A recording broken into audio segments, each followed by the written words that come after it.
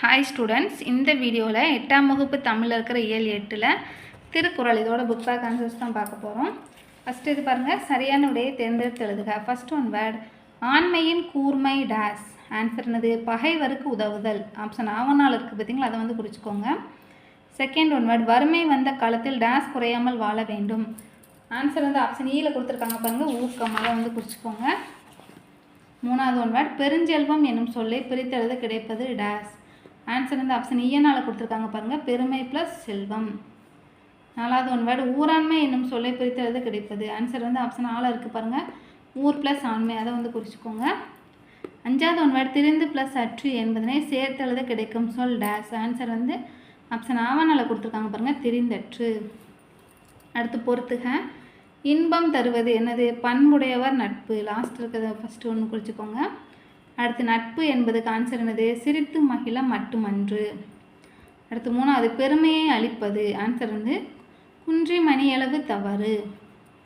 அடுத்து நாலாவது, பணிவு கொள்ளும் காலம். ஆன்சர் வந்து செல்வம் மிகுந்த காலம்.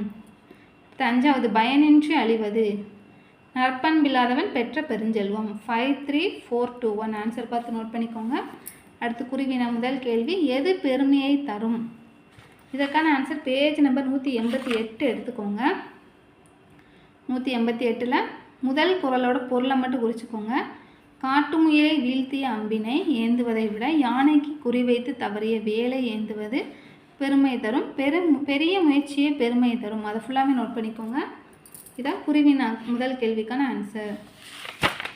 அடுத்து இரண்டாவது கேள்வி, நண்பர்களின் இயல்பை அளந்து காட்டும் அளவுகோல் எது? இதற்கான ஆன்சர் பேஜ் நம்பர் 189 எடுத்துக்கோங்க. பேஜ் நம்பர் 189ல் 6வது குறள் இருக்குது பார்த்தீங்களா, அதோட பொருள் ஃபுல்லாமே குறிச்சிக்கோங்க. நமக்கு வரும் துன்பத்தினாலும் ஒரு நன்மை உண்டு, அத்துன்பமே நமது நண்பர்களின் உண்மையான இயல்பை அளந்து காட்டும் அளவுகோலாகும். அந்த 2 வரி ஃபுல்லாமே நோட் பண்ணிக்கோங்க. இதுதான் குருவினா இரண்டாவது கேள்விக்கான ஆன்சர். அடுத்து மூன்றாவது கேள்வி, இவ்வுலகம் யாரால் இயங்குவதாக திருக்குறள் கூறுகிறது? இதுக்கான ஆன்சரும் பேஜ் நம்பர் 189 எடுத்துக்கோங்க. 9வது குறள் இருக்குது பார்த்தீங்களா, அதோட பொருள் ஃபுல்லாமே நோட் பண்ணிக்கோங்க. பண்பு உடைய சான்றோரின் வழியில் நடப்பதால் தான் இவ்வுலகம் இன்னும் இயங்குகிறது. அந்த இதை மட்டும் குறிச்சிக்கோங்க. இதுதான் குருவினா 3வது கேள்விக்கான ஆன்சர். அடுத்து குருவினா 4வது கேள்வி, நட்பு எதற்கு உரியது என்று திருவள்ளுவர் குறிப்பிடுகிறார். இதற்கான ஆன்சர் பேஜ் நம்பர் 188 எடுத்துக்கோங்க. அதில் 4வது குறளுக்கான பொருளை மட்டும் குறிச்சிக்கோங்க. நட்பு சிரித்து பேசி மகிழ்வதற்கு மட்டும் உரியது அன்று. நண்பர் தவறு செய்தால் அவரை கண்டித்து திருத்துவதற்கும் உரியது. அதை ஃபுல்லாமே நோட் பண்ணிக்கோங்க. இதுதான் 4வது கொஷினுக்கான ஆன்சர். அடுத்தது பாருங்கள், படத்திற்கு பொருத்தமான திருக்குறளை எழுதுக. ஆன்சர் கீழே எழுதிக்கோங்க.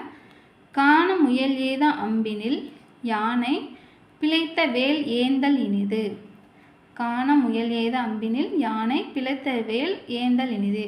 இதை பார்த்து அப்படியே எழுதிக்கோங்க. இதோட இயல் 8 வந்து முடிச்சாச்சு. அடுத்த வீடியோவில் அடுத்தது பார்க்கலாம். தேங்க்யூ.